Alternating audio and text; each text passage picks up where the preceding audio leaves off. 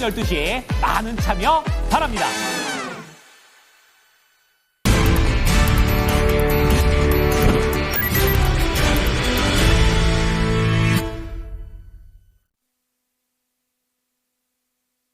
체크인스탁입니다. 오늘 장 준비 도와드리죠. 두 분 모셨습니다. 토마토 투자클럽 김민주 전문가, 알파경제 김중희 이사입니다. 안녕하세요. 안녕하십니까. 예, 주제 먼저 공개하겠습니다. 두 분과 이야기 나눌 오늘의 주제는요. 한 주 내내 회자될 겁니다. 엔비디아의 GTC 2025. 어떤 부분들을 좀 관전 포인트로 가져가야 될지 영향을 받을 종목군들까지 알아보도록 하죠. 김민주 전문가님. 또 컨퍼런스 포럼에 또 일가견이 있으시잖아요. GTC 2025는 어떤 부분을 좀 관심 갖고 봐야 될까요? 뭐 미국 거는 잘 보지 않습니다. 잘 안 보고요. 뭐 실시간으로 이제 유튜브 전에서 볼 때도 있고, 뭐 미국에서 여러 이제 뉴스가 있지만 저는 뭐 CNN 좀 자주 보는 편이거든요. CNN이 그 뉴욕 거래소 안에 지금 상장돼 있는 전용 전담 부스거든요. 경제 방송에서 뭐 블룸버그나 이런 것들은 들어와 있지 않고. 근데 뭐 사실상 이 GTC가 조금 이제 회자가 되는 이유가 그 젠스랑의 어떤 코멘트인 것 같습니다. 사실 좀 강력한 시장의 견인차 역할을 할 수 있는 코멘트, 그리고 아무래도 AI가 시장에 자리 잡은 게 2, 3년밖에 되지 않았기 때문에 뭔가 좀 방향성을 알아보고자 하는, 그리고 기존의 방향성은 문제가 없느냐, 뭐 이런 부분인 것 같고요.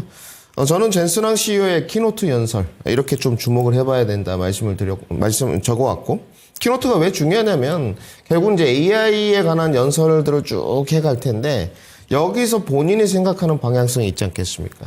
뭐 젠스랑이 물론 정답은 아닙니다만은 그 키노트를 좀 봐야 될 것 같고, 그 중에서 오늘 뭐 전일 미국 증시를 본다면 양자 컴퓨팅.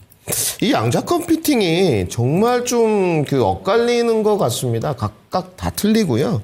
뭐 젠스랑이 정답은 아닙니다. 이 부분에 관해서. 뭐 마이크로소프트, 뭐 엔비디아, 또 아이온큐어 이런 것들 반응도 했습니다만은 각각 틀리고요. 어찌됐건 양자 컴퓨팅에 대한 이야기는 좀 할 것 같고, 그리고 이제 세 번째인데 저는 좀 다르게 본 게 블랙일 등 그 엔비디아 제품 있지 않습니까? 이 부분에 관한 어떤 그 점유율 지속성에 관해서도 언급을 꼭 하리라 보여집니다.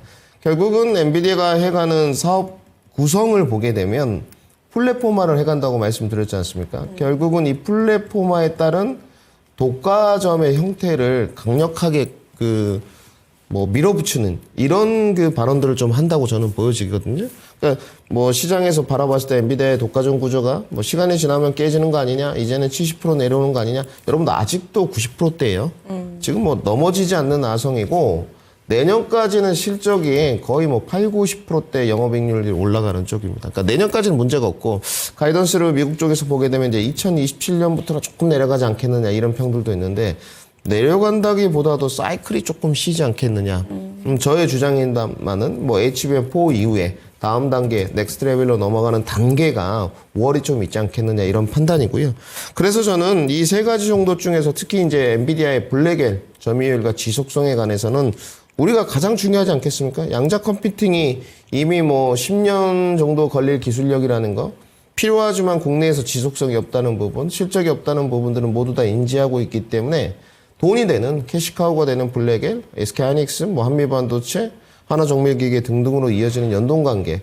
뭐 여기서 조금 더 나간다면 AI 소프트웨어 정도까지는 우리가 관심을 가져봐야 된다. 정리를 해드리겠습니다. 네, 지금 뭐 부분이 상당히 많아요. 18일에 젠스랑 키노트 중요하고 양자에다가, 그리고 또 넓게 보면은 AI 소프트웨어 쪽까지도 영향을 받게 될 거다 얘기를 해주셨는데, 김 이사님은 어디에 포커스 맞추세요? 네, 저는 뭐 키워드로 하자면 블랙웰과 딥시크 두 가지로 일단 가장 먼저 말씀드리고 싶은데요. 네. 뭐 블랙웰은 여러 번 말씀드렸지만 블랙웰 레벨로 내려가면서부터 뭔가 기술적 한계에 부딪힌 게 아닌가라는 그런 내용들이 나오고 있잖아요. TSMC와의 뭐 분쟁도 결국은 누가 잘했냐 얘기였기 때문에, 그러니까 기술적으로 지금 3나노 아래로 내리는 데 있어서는 뭔가 계속 좀 부담을 받고 있는 것 아닌가라는 생각이 들고요.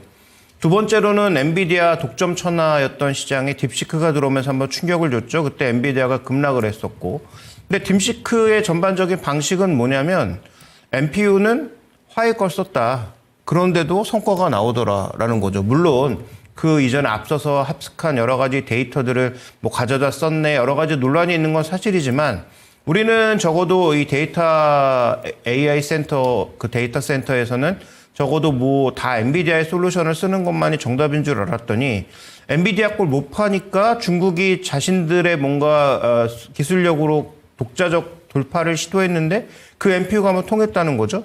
그러면 중국의 화웨이의 NPU가 통했으면 지금 NPU를 준비하고 있는 나머지 회사들도 전부 이걸 시도하지 않을까라는 어떤 그런 생각을 할 수밖에 없고, 그러면 그 점유율을 얼마나 가져갈 거냐는 나중에 문제이기는 한데, 어쨌든 젠슨왕은 이걸 어떻게 보고 있느냐. 그냥 코 웃음 치면서 별거 아니고 우리가 결국은 다 먹을 거야 라는 그런 생각을 가지고 있는지, 아니면 시장 파이가 워낙 커지기 때문에 거기서만 10% 20% 가져가 봐야 아무 의미 없다라고 생각할 것인지, 그런 부분들이 제가 보기엔 또 하나의 포인트로 보고 있고요. 그 다음에 결국 미래 기술이겠죠. 말씀하셨던 키노트에서 주목하는 키워드는 루빈이라고 하는 다음 모델.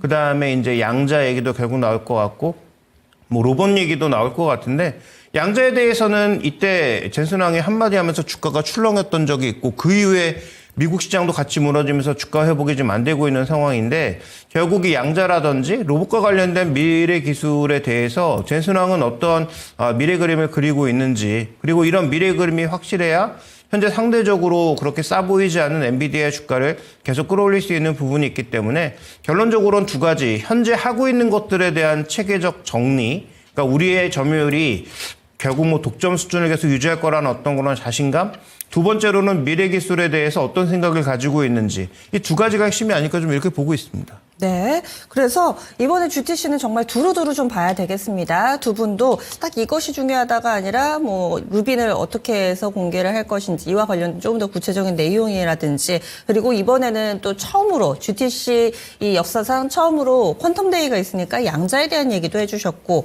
그렇다면은 반도체주들 보겠습니다. 관련해서 영향을 받을 만한 국내 주식은 어떤 게 있을까요? 전문가님. 뭐 일단 하이닉스하고 이런 엔비디아 결이 되겠죠. 삼각공명의 결이 될 것 같은데, 지금은 좀 삼성전자가 약간 그 우월적 지위까지는 아니고 뭐 그 정도까지 인정해주긴 좀 어렵고, 예전과는 다른 기대감, 이 정도가 맞는 것 같습니다. 딱 우월적, 분명히 헤게모니는 아직까지는 SK 하이닉스예요. 그렇기 때문에 뭐 삼성전자가 단지 이제 외국인의 지분 비율도 많이 내려왔고, 좀 달라진 뭔가 우월적 지위를 가져가기 위한 모멘텀들도 좀 만들고 있고, 실질적으로 그 삼성전자형 밸류체인들, 그리고 정통 D램 낸드 레거시 쪽도 최근에 움직이고 있거든요. 이 부분이 뭐 SK 하이닉스의 오로지 영향력 때문이다, 이것은 말이 안 되는 거죠. 삼성전자가 분명히 D램에 관해서는 지금 1위기 때문에, 특히 범용 쪽에서. 그래서 저는 뭐 삼성전자도 일정 부분 한몫할 것 같고요. 특히나 중요한 게 이제 SK 하이닉스 쪽이죠. SK 하이닉스가 지금 20만 4,500원이거든요. 뭐 하이닉스는 역시 하이닉스입니다. 18만 원대까지 좀 내려왔는데 저점이 이제 레벨업 되면서 16만 원 이하로는 좀 가지 않는 모습이고, 그러니까 좀 달라진 거죠. 이제 시간이 좀 흐르면서 저점과 고점이 같이 올라가는 쪽인데, 이제 수렴이 거의 다 이루어졌고 20만 4천 원대까지 왔기 때문에 이번에 GTC에 우리가 이제 주목하는 부분은 지난번 22만 7천 원 위로 갈 수 있을 것이냐. 사실 뭐 10% 정도밖에 안 돼요, 여러분들. 한 15%만 올라가면 23만 원 정도 안착이기 때문에 이 부분이 좀 중요한 것 같고, 여전히 제가 판단했을 때는 속도는 좀 빠릅니다. 뭐 사실은 시가총액이나 이런 걸 생각했을 때 SK 하이닉스는 저희를 실망시키지 않았거든요. 작년부터 꾸준히 올라가면 좀 눌러주고 다시 또 눌러주면 올라오고. 근데 이 속도가 결코 느리지는 않아요. 차라리 뭐 엔비디아보다 좀 낫다. 근데 엔비디아보다 좀 나은 이유는 무엇이냐? 계속 말씀드렸던 HBM의 독과점 구조라는 거죠. 대안품이 지금 없는 상황에서 D램의 뭐 3강 체제, 여기서 이제 4강 체제가 되게 되면 얘기가 틀려지겠지만 그럴 리는 없다는 거죠. 뭐 아직까지는. 그래서 저는 뭐 이런 SK 하이닉스, 그리고 뭐 한미 반도체 정도까지, 이 정도까지 SK 하이닉스는 뭐 향들은 좀 보면 될 것 같고, 이제 삼성전자 향들은 조정 구간 저점 매수를 했어야 되고 실적 기반 종목들을 과감히 매수했어야 되는데, 최근에 흐름들이 상당히 좋습니다. 맞아요. 금요일도 뭐 무거운, 잘 안 움직여요, 여러분들. 동진 세미캠, 솔브레인, 사실상 이런 것들. 근데 이제 이런 종목들이 반응을 다 하고 좀씩 올라오는 모습. 그리고 뭐 AI 쪽으로 이제 연관되어 있는 미세회로 선단공정, 뭐 유진테크, 주성, 여기에 좀 넓혀보면 밑으로 이제 빠지는 뭐 STI. 다들 반응을 했단 말이죠. 그래서 이런 중소형 스몰캡 종목들도 계속적으로 이제 D램 낸드 가격에 따른 중기 매수 유효 관점으로 좀 바라봐야 될 것 같고, 단기로 이제 보시는 분들은 GTC 관련 이슈 관련으로 좀 접근을 하셔야 되는데, 마지막으로 한 코멘트 드리고 싶은 말은 이제 양자 컴퓨팅 이런 거. 좀 양자 컴퓨팅이 제가 봤을 땐 대표적일 것 같은데 네. 짧은 연속성은 좀 배제시키는 게 좋지 않겠느냐. 이렇게 좀 정리를 해드리겠습니다. 짧은 연속성을 배제시킨다는 말은 어떤 얘기세요? 그러니까 지속성이 없는 거죠. 아, 양자 컴퓨팅 관련주들이 우리 뭐 보안 관련주들이 많이 있지 않습니까? 근데 뭐 슈팅 한번 나오고 눌림목에서 다시 회귀 현상으로 제자리로 돌아와 버리고. 그래서 짧게만 대응해야 된다? 그렇죠. 지속적으로 우상향이 될 수 있는 지금은 지속성이 중요한 것 같은데 지속성이 없다는 것은 시장에 지배력이 없다는 것이고 지배력이 없다는 것은 시장에 주도력이 없다는 것이기 때문에 이러한 부분들은 기술적인 아주 단기 접근만 좀 하시는 게 좋지 않겠나 정리해드리겠습니다. 네. 그리고 요즘 반도체주들 보면 좀 궁금한 게요. 예전에는 뭐 HBM 한창 얘기 나올 때 한미 반도체가 정말 잘 갔었죠. 그리고 또 이와 관련해서 좀 움직이는 반도체 하면은 대표주자격의 종목군들 혹은 뭐 디자인 하우스 쪽 이쪽 정말 잘 갔죠. 그런데 지난주 후반부터 움직이는 경향을 보면은 코미코 소개를 해주셨는데 한 주간만 32% 갔습니다. 제우스 뭐 이런 종목군들이 그동안 반도체 소부장 내에서 1등주는 아니었는데 지난주에 이 움직이는 반도체 소부장 내의 트렌드가 좀 바뀌지 않았나라는 생각이 좀 들거든요. 전문가님 여기에 대해서 좀 답을 주신다면요. 네, 저는 이것 때문에 좀 고생을 했어요. 그 2024년에 정통 디램 랜드, 저는 원래 이런 표현 썼습니다. 이제 레거시라고 하죠. 코미코 이런 종목들도 다 레거시에 들어가는 종목입니다. 그렇게 움직임이 뭐 퍼포먼스가 막 활발하고 이런 쪽은 아니에요. 근데 우리가 정통적으로 일컫는 반도체 소부장 이런 종목들이 전혀 움직이지 않고 사실상 2024년에 뭐 삼성전자 주가가 쭈쭈쭈 내려오니까 실적이 좋은 종목들도 그냥 연동 관계로 뭐 다른 주가 밸류 뭐 이런 거 그냥 다 무시해버리고 삼성전자가 내려가니까 쭈루룩 내려와 버렸단 말이죠. 네? 코미코만 보더라도 올해 지금 제가 세미콘 코리아 갔다 와서 가장 충격을 먹은 게 최대 실적 나왔지 않습니까? 결국은. 근데 주가는 31,500원까지 미끄러졌거든요. 그러니까 이게 역행됐다는 거고 결국은 주가가 삼성전자가 뭔가 좀 일단락 되면서 기대감이 있으니까 실적 대비 싼 종목들은 주가가 리레이팅 제자리로 찾아가는 과정인 것 같고 그 다음에 이제 가장 좋은 건 디램 특히 뭐 낸드 쪽도 조금 고정 가격이 올랐더라고요. 디램은 다른 거 없습니다, 여러분들. DDR5의 고정 가격이 올라가는 게 결국은 이런 레거시 쪽을 반등을 불러일으키는 쪽이거든요. 아직 뭐 PC 모바일 쪽까지는 전이가 좀 덜 됐고 그래서 이런 고정 가격 반등에 따른 정통 소부장 종목들이 좀 순환매가 돌아가는 형태. 근데 여기서 선택하셔야죠. HBM이 아직까지 주도력이 있기 때문에 뭐 STI라든지 제우스라든지 이런 한미 반도체라든지 관련 종목도 사실상 많이 올라오고 있고요. 네. 그래서 이런 쪽으로 공략하실 건지 동진, 솔브레인, ENF 테크놀로지, 뭐 그 SNS 덱 이런 쪽으로 공략하실 건지는 이제 선택의 문제에 좀 달려 있지 않느냐 이렇게 정리를 해드리겠습니다. 예, 알겠습니다. 그러면 김 회사님은 뭐 관련된 종목 어떤 쪽 보세요? 네, 연초부터 계속 동일하게 말씀드리고 있는데요. 일단 뭐 엔비디아가 독점을 하던 말던 상관없이 중국 쪽이 대거 설비 투자를 끌어올리면서 이 반도체 쪽은 나쁠 이유가 전혀 없다 올해도 라는 말씀드리고 있고 두 번째로 레거시와 관련된 최대 문제는 중국에서 기존에 이제 세트 소비를 과연 할 것이냐가 관건이었는데 작년 11월부터 대거 이제 이관신 정책을 통해서 보조금을 지급하다 보니까 이게 춘제 소비에서 대거 소진이 됐다는 거죠. 그래서 3월 달에 나올 여러 가지 신규 모델들로 인해서 DDR4를 포함한 소위 레거시 쪽도 DDR5나 이런 거 뭐 워낙 좋았으니까 DDR4를 포함한 낸드 쪽도 개선될 가능성이 높아진다라는 얘기는 연초부터 뭐 계속 강조드리고 있습니다. 뭐 그렇게 본다면 반도체 소부장을 나쁘게 볼 이유가 전혀 없고요. 최근에 이제 논란이 나타나고 있는 것은 이제 하나비전 때문에 한미 반도체의 점유율을 뺏기는 게 아니냐라는 그런 시각이 나타나고 있는데 이 두 가지 착각이 있는데 첫 번째 하나비전은 아직 SK하이닉스랑 공식적으로 무언가 나온 적이 없습니다. 계약을 체결한 적이 없어요. 계속 테스트를 해보는 정도. 그러니까 아무래도 한미 반도체에 너무 독점적으로 끌려가고 있으니까 SK하이닉스 쪽에서는 어떤 식으로든 다른 업체를 찾고 싶은 건 뭐 인지의 사실이고요. 그 다음에 또 하나 중요한 것은 두 번째 포인트는 한미 반도체가 최근에 SK양 매출이 줄었다? 당연할 수밖에 없죠. 다른 쪽으로 나가고 있잖아요. 마이크론 쪽으로 나가면서 오히려 매출 자체는 커지고 있는데 그러면 한미 반도체의 독점적 지위는 뭐 바뀌지 않았고 바뀐다고 하더라도 예를 들어서 하나비전 쪽에 하나세미텍의 물량이 들어간다?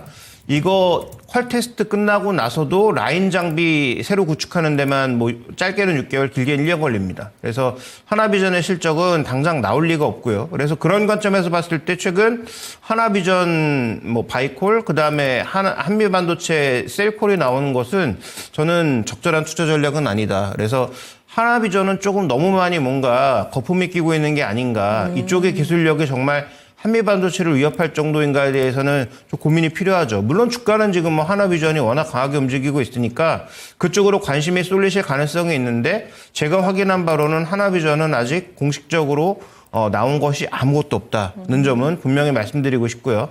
그다음에 저도 아까 이제 뭐 김민정보나 비슷한데 뭐 미세공장과 관련된 종목 하나 정도는 가져가야 된다. 그래서 그 대표적인 종목으로서는 저는 뭐 PSK 보고 있고 뭐 유진테크는 뭐 종목이 없으니까 빼고요. 그 다음에 이제 또 마지막으로 말씀드리고 싶은 종목은 어쨌든 삼성이 다시 가동률을 끌어올리면 소재 쪽이 가장 먼저 주가가 밀고 올라온다. 그래서 독립세미캠도 저도 예전에 뭐 말씀드렸는데 또 말씀하셨으니까 저는 한솔케미칼 같은 종목군들을 주목해 보고 있다. 이렇게 말씀드리겠습니다. 네, 두 분이 머리를 모아서 얘기를 해주시니까 종목이 좀 다양해졌습니다. 소개를 여러 종목을 해주셨는데 PSK, 뭐 동진세미캠, 그리고 한솔케미칼 이 정도, 그리고 또 하나비전은 지난 한 주 동안에도 24%나 오름세를 나타냈는데 또 김 이사님의 시각은 여기에는 약간의 좀 거품이 껴있지 않느냐라는 얘기까지 함께 좀 해주셨습니다. 그리고 GTC 또 베일을 벗는 내용이 나오면은요, 또 이 시간 자세하게 다뤄보도록 하겠습니다. 한 주 내내 나올 얘기였는데 살짝 맛보기로 이렇게 또 이슈 정리해봤습니다. 다음으로는 리포트 넘어가 보겠습니다. 오늘 준비되어 있는 세 개의 리포트고요. 첫 번째로는 지난주 후반에 금값이 3,000달러를 돌파했습니다. 이런 가운데 수상한 미국의 금 수입 폭증. 미국이 금 수입 많이 하나 봐요. IM증권입니다. 궁금하네요. 하나증권입니다. 2차 전지 이 업종 레포트고요. 마지막으로 대신증권은 현대오토에버 종목 레포트 가지고 오셨는데 하나씩 좀 볼까요? 네, 일단 2차 전지와 관련돼서는 유럽 쪽이 최근에 이상할 정도로 잘 회복되고 있지 않습니까? 유럽 쪽의 전기차 판매가 생각보다 굉장히 늘고 있습니다. 그래서 지난주 삼성 SDI 2조 유정 충격에 전반적으로 종목군들은 내렸는데 유럽 전기차 이렇게 잘 팔리면 우리를 봐야 되지 않을까 싶지만 아쉽게도 적어도 2월 달까지의 그 자료에서 우리나라는 여전히 출하가 늘지 않고 있다. 왜? 지금 유럽 쪽의 전기차 판매 핵심 포인트는 다 중국 배터리라는 거죠. 그래서 우리가 그렇게 별로다라고 얘기했던 중국 배터리가 가격이 싸다 보니까 결국 LFP 그다음에 CATL이 갖고 있는 NCM 뭐 우리가 자랑하는 하이니켈 쪽은 아니고 미드니켈 정도지만 어쨌든 이쪽으로 상당 부분 매출이 나가기 시작하면서 2월 달까지 악진했던 유럽 전기차 핵심 포인트는 중국 배터리의 대거 상승, 그다음에 중국 배터리의 점유율 상승, 그다음에 우리는 아직도 제대로 된 출하가 없다라는 거죠. 그래서 뭐 미국 쪽에 이제 전기차가 좀 더 빠르게 늘어난다면 우리 쪽에 연결이 있을 것으로 보입니다만 유럽 쪽에서는 아직까지 드라마틱한 그런 반등 시그널은 나오지 않았기 때문에 그럼 부정적이냐 그렇지 않다라는 겁니다. 리포트 핵심은. 그래서 지금 이 지표는 괴리가 나타나고 있다라는 점 정도는 분명히 알 필요가 있겠고 그래서 기대를 너무 높이진 않아도 되지만 이미 대부분의 종목군들이 조정을 뭐 작년 내내 받으면서 작년부터 올해까지 벌써 1년 가까이 받기 시작하면서 전체적으로 종목군들의 가격 매력이 발생한 시점이고 금속 가격의 추가 하락은 제한적인 상황이니까 오히려 좀 투자 관점에서 봐야 되지 않느냐. 목표 수익률은 높지 않더라도 현재 가격대는 투자할 만한 가격대가 아니냐라는 판단을 하고 있는 것 같습니다. 그래서 그런 부분들 참고하실 필요가 있겠고요. 그 지난주 후반에 삼성 SDI 유증 발표하면서 완전히 센티멘트가 흩어졌잖아요. 2차 전지 같은 경우. 여기에 대해서는 레포트에서는 아예 없어요? 삼성 SDI 리포트는 많이 나왔는데 대부분 뭐 중장기적으로는 좋다, 단기적으로는 뭐 주가 해석이 더 있을 것 같다. 그래서 오늘 목표가를 내리는 뭐 증권사들도 굉장히 많고요. 목표가를 한 20% 정도 내리는 건 뭐 일상적이 된 것 같아요. 근데 삼성 SDI는 그때도 이제 뭐 김민준 전무가 잠깐 얘기했지만 뭐 이 좋은 그 자산 가치를 갖고 있는 회사가 도대체 왜 유증을 할까?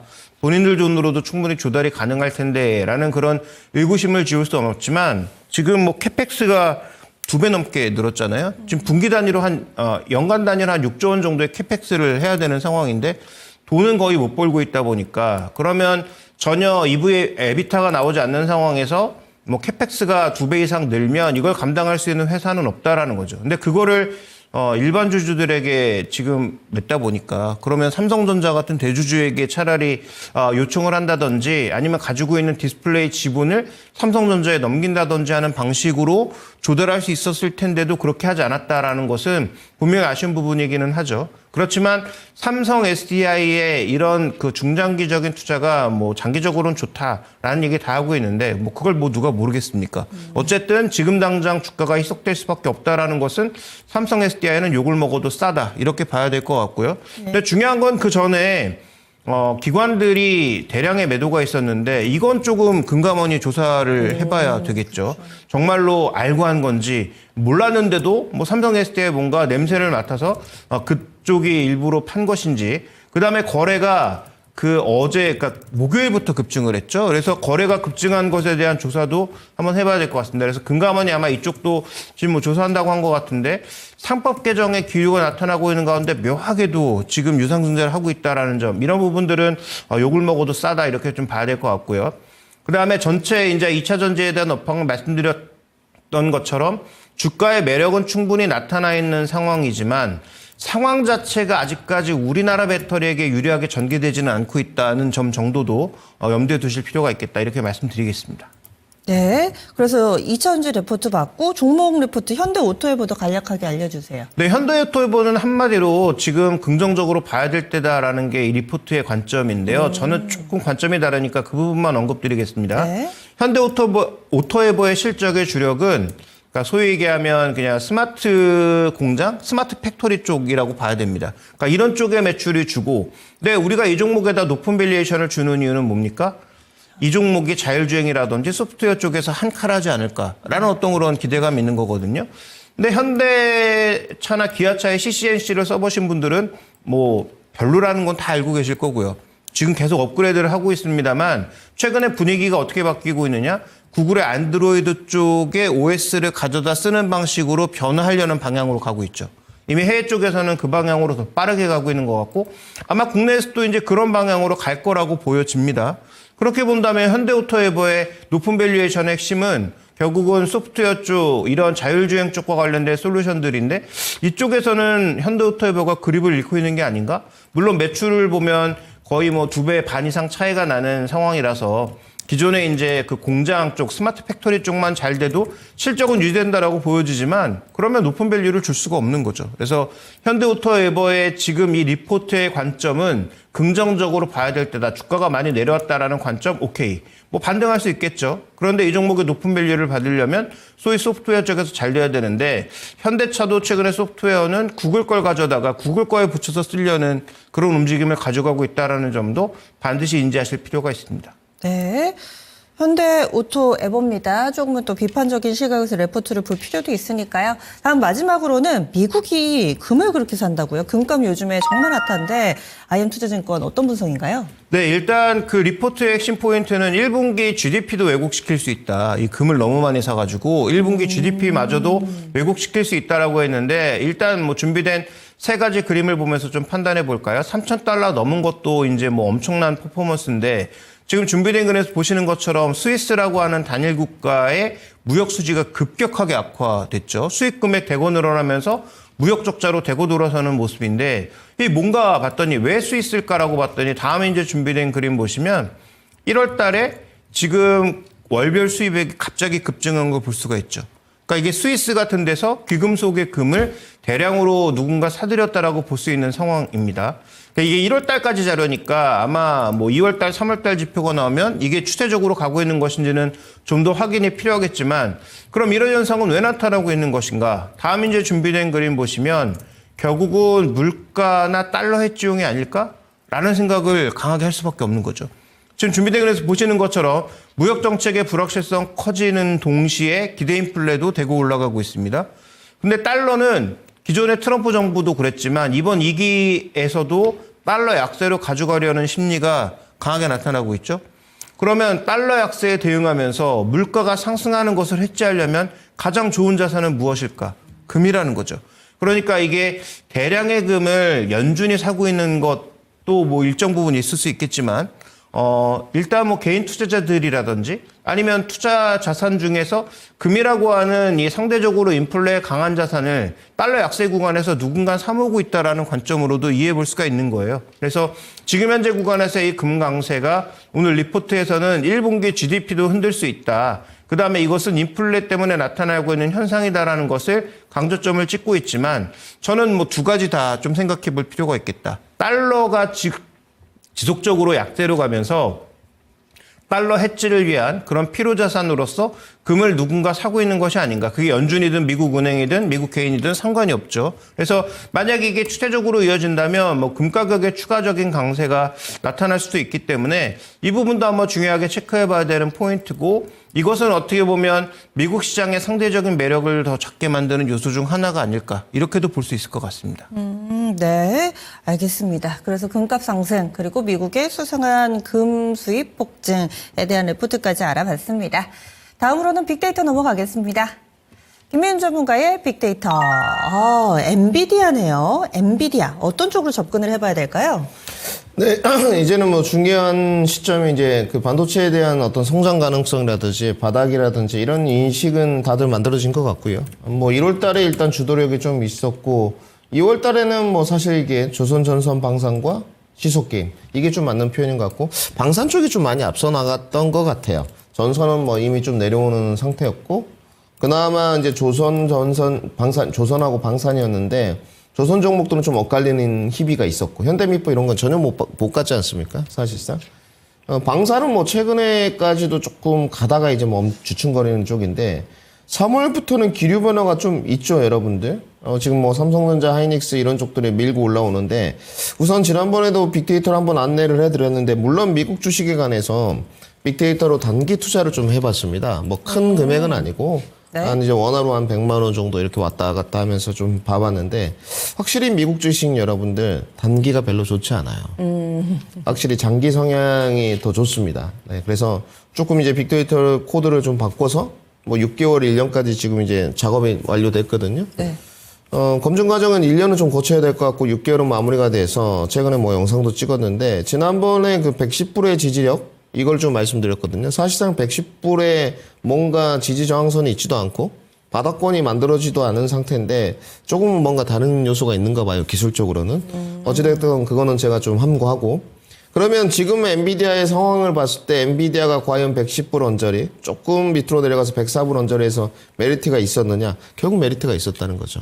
단기간에 지금 20%가 넘게 반등을 했고 그 반등의 속도가 5거래 일.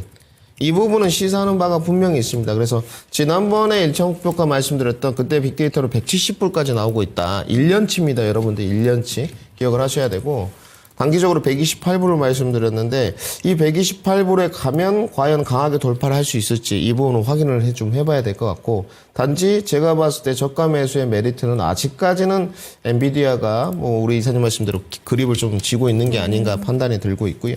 그러면 우리는 사실상 엔비디아가 궁금하진 않습니다. 물론 엔비디아를 투자하시는 해외 이제 뭐 해외 투자하시는 우리 시청자분도 있겠지만 결국은 하이닉스란 말이죠.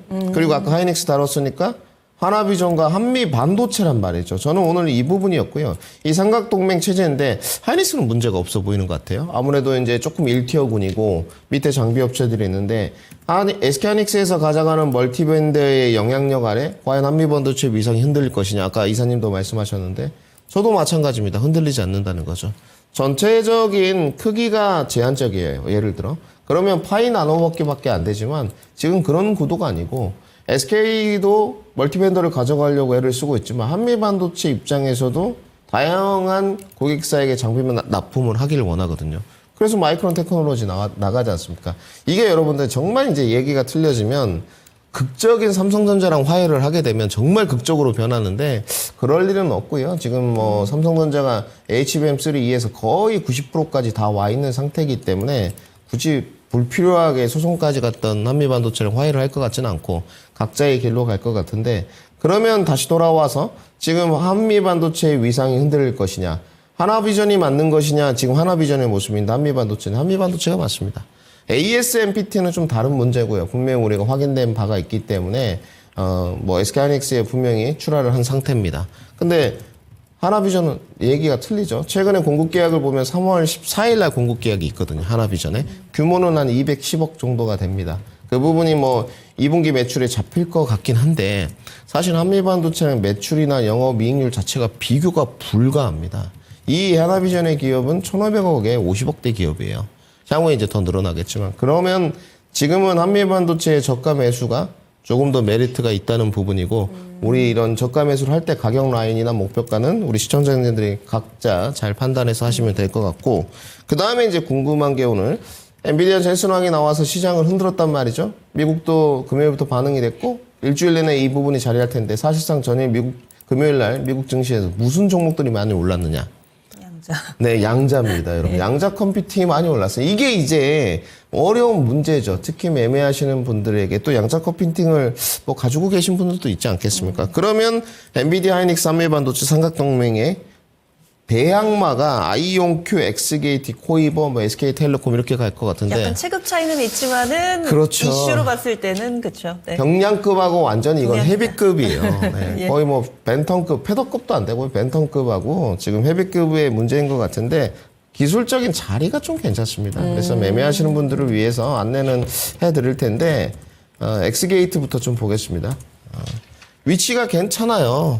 가격 조정 받았고 12,400원까지 갔던 주가가 거의 뭐 50% 가까이, 40% 가까이 부러졌거든요. 그러다가 또 뭐 급등락이 이어집니다만은 장대 영봉 나오고 음봉 나오고 뭐 이랬습니다만은 예. 가격 조정이 좀 끝난 모습. 그리고 이제 뭐 실적이 좀 받침이 되어 있는 뭐 코이버나 이게 코이버 모습이거든요.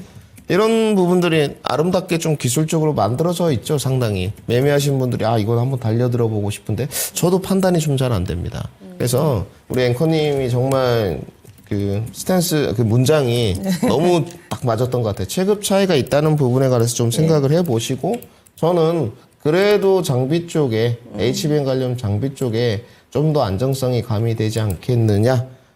SK하이닉스 한미반도체 한 표를 드리도록 하겠습니다. 이 부분은 취향 차일 것 같아요. 나는 짧게 뭐 드라마틱한 이 롤러코스터 좋아한다 하시면 후자 쪽으로 조금 더 가실 테고 나는 뭔가 근거에 기반하고 숫자가 좀 나오고 탄탄한 이 산업의 변화에 좀 주목을 하신 분들은 반도체 쪽에 조금 더 마음이 가시지 않을까 싶은데 그래서 또 골고루 여러분들 선택하실 수 있게 여러 가지 선택지를 열어드렸습니다. 이렇게 해서 체크스탁 빅데이터까지 알아봤습니다.